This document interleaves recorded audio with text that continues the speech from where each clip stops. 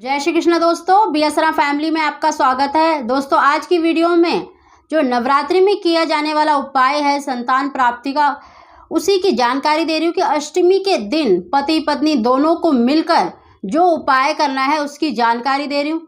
तो आज जो मैं उपाय बता रही हूँ वो अष्टमी के दिन करना है, वो पति पत्नी मिलकर ही करें तो उनको 101% मनवांछित संतान की प्राप्ति होगी। दोस्तों उस उपाय को जानने से पहले जो पहली बार मेरी वीडियो को देख रहे हैं प्लीज़ मेरे चैनल को सब्सक्राइब करें, बगल में बेल आइकन को दबा दें जिससे मेरी आने वाली सभी वीडियो का नोटिफिकेशन सबसे पहले आप तक पहुंच सके।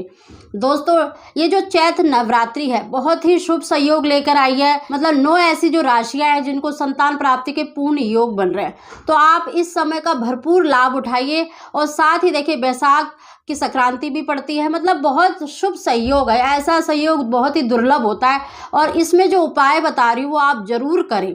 अगर आप पहले या 5वें नवरात्रि में नहीं कर सकते तो अष्टमी का जो उपाय मैं आज बता रही हूँ उसको तो आप जरूर करें। देखिए दोस्तों, जो लोग अष्टमी पूजते हैं वो सप्तमी के दिन कर सकते हैं और जो लोग नवमी पूजते हैं वो अष्टमी के दिन करें। अष्टमी के दिन करें तो ज़्यादा सबसे अच्छा रहेगा। मेरी तरफ से जो मैं उपाय बता रही हूँ वो अष्टमी का ही है, क्योंकि नवरात्रि में देखिए जो माँ भगवती होती है वो कैलाश पर्वत को छोड़कर धरती पर मतलब विचरण करती हैं, अपने भक्तों की मनोकामनाओं को पूरी करते हैं। तो अगर आप सच्चे मन से सच्चे भाव से दोनों पति पत्नी, क्योंकि देखिए माता पिता के ही सहयोग से संतान की प्राप्ति होती है, उनके भाग्य से, तो इस उपाय को आपको दोनों को मिलकर करना है। आप अष्टमी के दिन या जो लोग सप्तमी के दिन करेंगे पूरे दिन में रात तक आप किसी भी समय इस उपाय को कर सकते हैं। मतलब यह है कि उस दिन मतलब सोने से पहले आपको ये उपाय कर लेना है।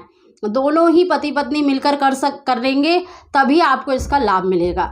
दोस्तों उस दिन आपको माँ भगवती के सामने, माँ दुर्गा के सामने आपको ये चीज़ें अर्पित करनी है। एक आपको चुन्नी लेनी है, माँ दुर्गा के ही साइज की चुन्नी ले लें या छोटी भी ले सकते हैं। उसमें ना आपको एक खिलौना रखना है, मतलब कोई भी खिलौना रख लें और 5 फल यानी केले रख लें, 5 केले रखें। मतलब अगर रुमाल, देखिए आप अगर ब्राह्मण को देने के लिए है ये तो आप अगर वस्त्र ले सकते हैं तो बहुत ही अच्छा है, नहीं तो आप पीले या लाल रंग का, हो सके तो पीले रंग का ही रुमाल ले लें, उसको रखें। और साथ ही आपको देखिए 3 सुपारी रखनी है और एक सिक्का रखना है। आप ध्यान से सुन लीजिए, एक चुन्नी में आपको एक मतलब खिलौना रखना है, 5 फल रखने हैं, 3 सुपारी रखनी है और एक सिक्का रखना है। इसकी आप एक पोटली बना लें और पति पत्नी दोनों ही मिलकर माँ दुर्गा के सामने जो आपने मतलब जहाँ पे चौकी बिछाई है वहाँ पर उनको अर्पित करें और फिर हल्दी और चावल से उस पोटली का पूजन करें और साथ ही दोनों मिलकर अपनी मनवांछित संतान के लिए प्रार्थना करें। आपको ये उपाय सोने से पहले कर लेना है। सुबह से शाम तक किसी भी समय आप इसको करेंगे तो निश्चित ही आपको मतलब संतान की प्राप्ति होगी।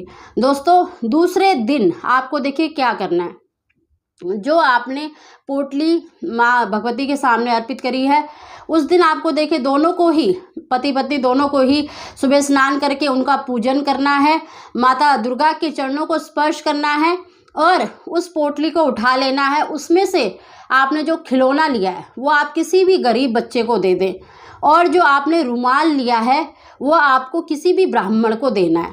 और साथ ही जो 3 सुपारी हैं वो अगर हो सके तो आप बहते हुए पानी में विसर्जित कर सकते हैं, अगर नहीं जा सकते तो आप शिवलिंग पर भी अर्पित कर सकते हैं, क्योंकि मतलब भगवान शंकर पर गंगा जी का भी वास होता है तो आप मतलब शिवलिंग पर मतलब उनको रख सकते हैं। और साथ ही जो एक सिक्का लिया है वो आपको पीपल के पेड़ के नीचे जो मिट्टी होती है ना उसके नीचे दबा देना है, अपनी इच्छा बोलते हुए मनवांछित। इस देखिए जो चीज़ें बांटनी है जरूरी नहीं है कि वो दोनों मिलकर करें, पति पत्नी में से कोई भी कर सकता है, तो आपको निश्चित ही संतान की प्राप्ति होगी। दोस्तों इस उपाय को आप जरूर करें और जो चुन्नी है वो आप अपनी माँ दुर्गा पर भी अर्पित कर सकते हैं, नहीं तो किसी मंदिर में भी माता पर चढ़ा सकती हैं।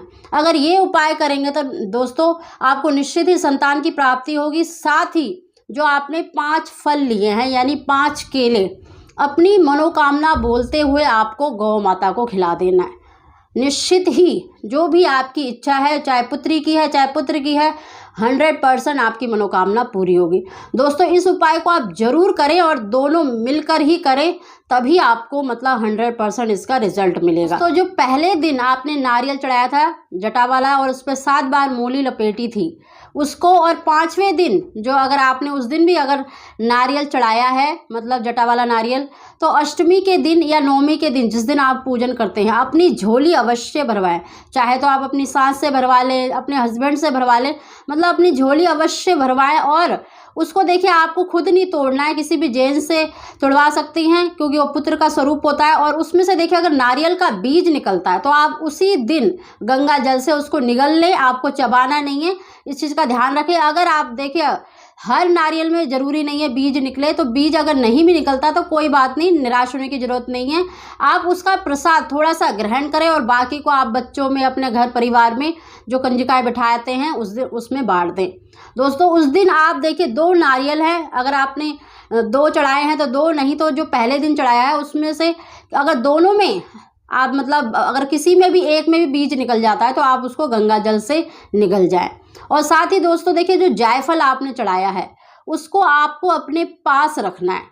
अगर आपकी देखिए मनोकामना पूरी हो जाती है, आपको मन वांछित संतान की प्राप्ति होती है, तो अगले साल जब नवरात्रि आए तब आप देखिए कंजिका तो अवश्य बिठाएं, साथ ही एक ब्राह्मण को भोजन अवश्य कराएं, उसको दान दक्षिणा अवश्य ही दें अगर आपकी इच्छा पूरी हो जाती है। दोस्तों आप पूरे सच्चे मन से इन उपायों को अवश्य करें। जो पहली नवरात्रि में बताया वो भी कर सकते हैं और 5वें में बताया, और अष्टमी के दिन, अगर अष्टमी के दिन जो उपाय बताया देखिए उसको पति पत्नी मिलकर ही करें, निश्चित ही आपको संतान की प्राप्ति होगी। दोस्तों माँ भगवती इन दिनों में देखिए धरती पर विचरण करती हैं, कहते हैं कि वो कैलाश पर्वत को छोड़कर मतलब धरती पर विचरण करती हैं, और सच्चे मन से जो भक्त उनको पुकारता है या उनके पूजा करता है तो उसकी मनोकामना अवश्य ही पूरी होती है। दोस्तों आप इस उपाय को अवश्य करके देखिएगा। दोस्तों अगर फिर भी आपको कुछ समझ ना आया तो आप मुझे कमेंट करके भी पूछ सकते हैं, मैं ज़रूर आपको उसका जवाब दूंगी। दोस्तों अगर आपको हमारी जानकारी, हमारी वीडियो पसंद आई हो तो प्लीज़ इसको लाइक अवश्य करें। आप सभी को जय श्री कृष्ण।